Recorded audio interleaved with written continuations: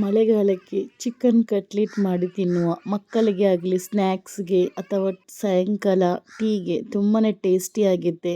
ಒಳಗಡೆ ಸ್ಮೂತಾಗಿ ಹೊರಗಡೆ ರೋಸ್ಟ್ ಆಗಿರುತ್ತೆ. ತುಂಬಾ ಸಿಂಪಲಾಗಿ ಚಿಕನ್ ಕಟ್ಲೆಟ್ ತುಂಬಾ ಟೇಸ್ಟಿಯಾಗಿರುತ್ತೆ. ಈ ಥರ ಒಂದು ಸತಿ ಟ್ರೈ ಮಾಡಿರಿ, ತುಂಬಾ ಚೆನ್ನಾಗಿರುತ್ತೆ. ಮನೆಯವರು ಇಷ್ಟಪಟ್ಟು ತಿಂತಾರೆ.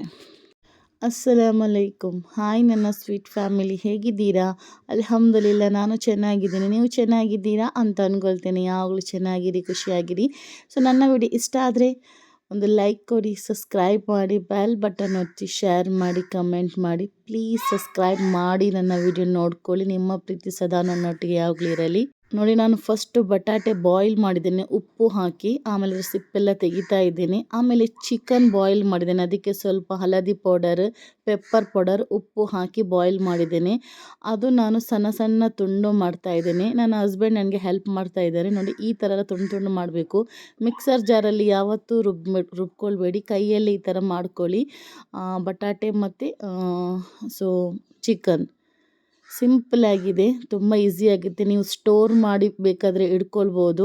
ಯಾವಾಗ ಬೇಕು ನೀವು ಆವಾಗ ಫ್ರೈ ಮಾಡಿ ತಿನ್ಬೋದು. ಮಳೆಗಾಲಕ್ಕೆ ಖಾರ ಖಾರ ಎಣ್ಣೆ ವಸ್ತು ಎಲ್ಲ ಜಾಸ್ತಿ ಆಸೆ ಆಗೋದು.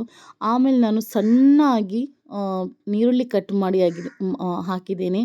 ತುಂಬ ಸಣ್ಣ ಕಟ್ ಮಾಡಿ ಹಾಕ್ಕೊಳ್ಳಿ. ಆಮೇಲೆ ಸಣ್ಣಾಗಿ ಕೊತ್ತಂಬರಿ ಸೊಪ್ಪು ಕಟ್ ಮಾಡಿ ಹಾಕಬೇಕು.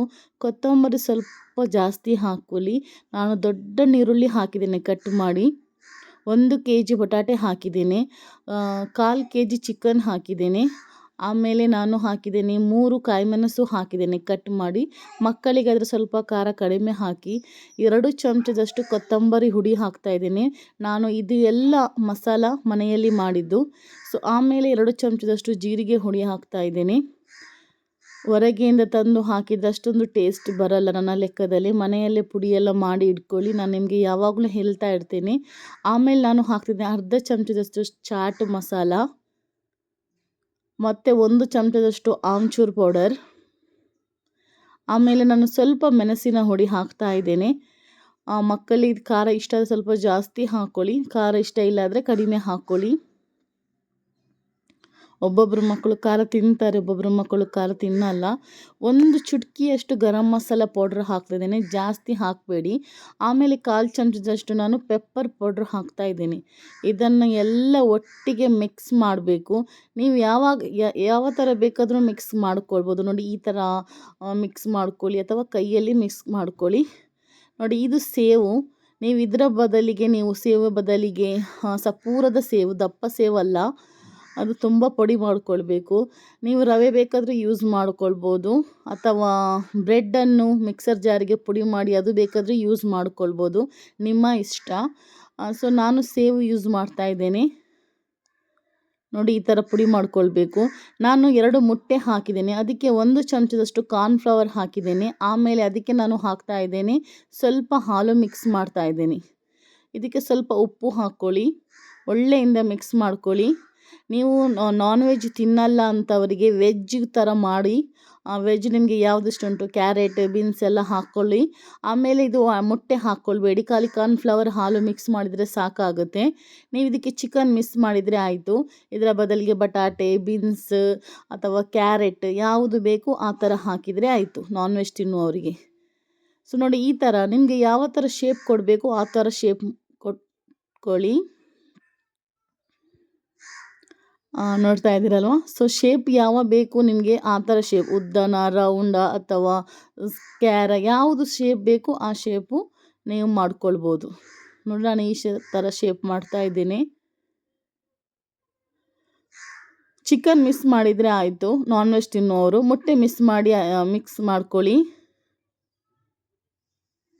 ನೋಡಿ, ಈ ಥರ ಎಲ್ಲ ಮಾಡಿ ಇಟ್ಟಿದ್ದೇನೆ ನಾನು. ಆಮೇಲೆ ನೋಡಿ, ಈ ಥರ ನಾವು ಮಿಕ್ಸ್ ಮಾಡಿದರೆ ಆಯಿತು. ನೋಡಿ, ನಾನು ಯಾವ ಥರ ಮಾಡ್ತಾಯಿದ್ದೇನೆ ಸೇಮ್ ಅದೇ ಥರ ಮಾಡ್ಕೊಳ್ಳಿ. ಇದಕ್ಕೆ ಒಬ್ಬೊಬ್ಬರು ಕಾರ್ನ್ಫ್ಲವರ್ ಹಾಕಲ್ಲ. ಕಾರ್ನ್ಫ್ಲವರ್ ಹಾಕಿದರೆ ತುಂಬ ಒಳ್ಳೆಯದು. ಯಾಕಂದರೆ ನಾವು ಎಣ್ಣೆಗೆ ಬಿಡುವಾಗ ಒಬ್ಬೊಬ್ಬರದ್ದು ಒಡೆದೋಗುತ್ತೆ, ಒಡೆದು ಹೋಗಲ್ಲ. ಹಾಗಾಗಿ ಹಾಕೋದು. ಮತ್ತು ನೀವು ನಾನ್ ವೆಜ್ ತಿನ್ನದವರು ಕಾರ್ನ್ಫ್ಲವರ್ ಹಾಲು ಮಿಕ್ಸ್ ಮಾಡಿದರೆ ಸಾಕಾಗುತ್ತೆ. ಮೊಟ್ಟೆಯನ್ನು ಸ್ಕಿಪ್ ಮಾಡ್ಕೊಳ್ಳಿ. ಮತ್ತು ವೆಜ್ ತಿನ್ನುವವರು ಅದು ನಾನು ಹೇಳ್ದಲ್ಲ ಚಿಕನ್ ಮಿಕ್ಸ್ ಮಾಡಿ ಆಮೇಲೆ ನೀವು ಬೇಕಾದರೆ ಕ್ಯಾರೆಟ್, ಬೀನ್ಸ್ ಯಾವುದು ನಿಮಗೆ ಇಷ್ಟ ಮಕ್ಕಳಿಗೆ ವೆಜ್ ಅಥವಾ ಮನೆಯವರಿಗೆ ಯಾವುದು ವೆಜ್ ಇಷ್ಟ ಆ ವೆಜ್ ಎಲ್ಲ ಹಾಕ್ಕೊಳ್ಳಿ. ನೋಡಿ ಈ ಥರ ಎಲ್ಲ ಮಾಡಿದರೆ ಆಯಿತು. ಎಲ್ಲ ಮಾಡಿ ಇಟ್ಟಿದ್ದೀನಿ. ಒಂದು ಅರ್ಧ ಗಂಟೆ ನಾನು ಫ್ರಿಜ್ಜಲ್ಲಿ ಇಟ್ಟು ಬಿಡ್ತೇನೆ. ಡೀಪ್ ಫ್ರಿಜ್ ಎಲ್ಲ ಕೆಳಗಡೆ ಸೆಟ್ ಆಗಲಿಕ್ಕೆ. ಆದ ನಂತರ ನಾನು ತೆಗೆದು ಅರ್ಧ ಗಂಟೆ ಬಿಟ್ಟು ಇದೆಲ್ಲ ಒಂದು ಪ್ಲೇಟಲ್ಲಿ ನಾನು ಒಂದು ಡಬ್ಬಿಯಲ್ಲಿ ಇಟ್ಟು ಬಿಡ್ತೀನಿ. ನಮಗೆ ಯಾವಾಗ ಬೇಕು ಆವಾಗ ನಾವು ತೆಗೆದು ಫ್ರೈ ಮಾಡಿದರೆ ಆಯಿತು. ಮೇಲೆ ಇಡಬೇಡಿ, ಕೆಳಗಡೆ ಇಟ್ಟು ಬಿಡಿ, ಏನೂ ಆಗಲ್ಲ. ಒಂದು 10 ಡೇಸ್ 15 ಡೇಸ್ ಏನೂ ಆಗಲ್ಲ, ಫ್ರಿಜ್ಜಲ್ಲಿ ಇಟ್ಕೊಳ್ಳಿ. ನೋಡಿ ಆಮೇಲೆ ನಾನು ಫ್ರೈ ಮಾಡಿ ನಿಮಗೆ ತೋರಿಸ್ತಾ ಇದ್ದೀನಿ. ಎಣ್ಣೆ ಬಿಸಿಯಾದ ನಂತರ ಈ ಥರ ಫ್ರೈ ಮಾಡಿದರೆ ಆಯಿತು. ಬೇಗನೆ ಫ್ರೈ ಆಗುತ್ತೆ, ತುಂಬ ಲೇಟಾಗಿ ಫ್ರೈ ಆಗಲ್ಲ. ಯಾಕಂದರೆ ಒಳಗೆಲ್ಲ ಬೆಂದಿರುತ್ತೆ, ಖಾಲಿ ಹೊರಗಡೆ ಸ್ವಲ್ಪ ಬೆಂದಿದ್ರೆ ಸಾಕು. ಹೊರಗಡೆ ತುಂಬ ರೋಸ್ಟಾಗಿ ಒಳಗಡೆ ಸ್ವಲ್ಪ ಸ್ಮೂತಾಗಿ ತುಂಬಾ ಟೇಸ್ಟಿ ಆಗಿರುತ್ತೆ. ಟ್ರೈ ಮಾಡಿ, ತುಂಬ ಸಿಂಪಲ್ ಆಗಿದೆ, ಮಳೆಗಾಲಕ್ಕೆ ಬೆಸ್ಟ್ ಅಂತ ಹೇಳ್ಬೋದು. ಮಕ್ಕಳ ಟಿಫಿನ್ಗೆ 10 ಗಂಟೆಗೆ ಸ್ಕೂಲ್ಗೆ ಕೊಡಿ ಅಂತ ಹೇಳ್ತಾರೆ. ಈ ಥರ ಎಲ್ಲ ರೆಡಿ ಮಾಡಿ ಇಟ್ಟರೆ ಬೆಳಗ್ಗೆ ಎದ್ದು ಫ್ರೈ ಮಾಡಿ ಡಬ್ಬಿಗೆ ಹಾಕಿ ಕೊಟ್ಟರೆ ಆಗುತ್ತೆ. ಆಮೇಲೆ ಸ್ಕೂಲ್ ಬಿಟ್ಟು ಬಂದ ಮೇಲೆ ಹಸಿವೆ ಆಗುತ್ತೆ ಅಂತ ಹೇಳ್ತಾರೆ. ಈ ಥರ ಎಲ್ಲ ಮಾಡಿ ಕೊಡಿರಿ ಮಕ್ಕಳಿಗೆ. ನೀವು ಬೇಕಾದರೆ ಚಿಕನ್ ಹಾಕಿದ್ರೂ ವೆಜ್ಜು ಹಾಕ್ಬೋದು, ಏನೂ ಆಗಲ್ಲ. ಯಾವುದು ವೆಜ್ ಇಷ್ಟ ಅದು ಚಿಕನ್ನು ಮಿಕ್ಸ್ ಮಾಡ್ಕೊಳ್ಳಿ. ಸೊ ನೀವು ಯಾರು ನಾನ್ ವೆಜ್ ತಿನ್ನಲ್ಲ ಅವರು ಓನ್ಲಿ ವೆಜ್ ಹಾಕ್ಕೊಳ್ಳಿ ಅಷ್ಟೇ. ನೋಡಿ ಇದರ ತೆಗೆದಿದ್ದೇನೆ, ತಿರುಗಿಸಿ 2 ಸೈಡಿ.